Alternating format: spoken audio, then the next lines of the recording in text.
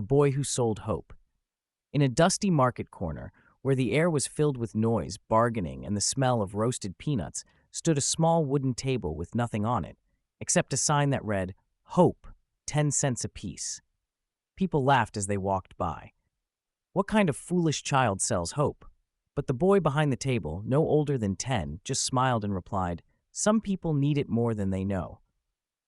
At first, no one bought a thing. But then, an old man came by. He had tears in his eyes and hands that shook. He placed a dime on the table and whispered, "I lost my wife. I don't know how to go on."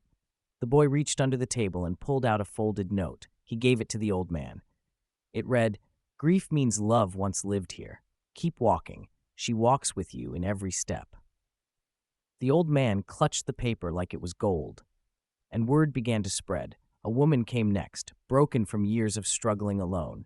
She bought hope. Then a teenage boy, bullied and silent, bought a piece too. Each time, the young vendor handed out nothing fancy, just handwritten words, little notes of encouragement, reminders that storms pass, that people care, that life still holds beauty, that they mattered. By the end of the week, the boy had given out hundreds of notes, but he hadn't made a dollar. A reporter came by, curious. "You're not making real money," she said. The boy replied, "But I'm making real difference, and sometimes that's more important." That story made it to the newspaper. Donations poured in. He didn't ask for them, but people wanted to give. They wanted to be part of something bigger, to believe again.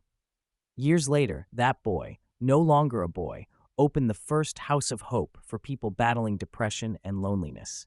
And outside that building, a plaque that simply read, "Hope, free for those who need it."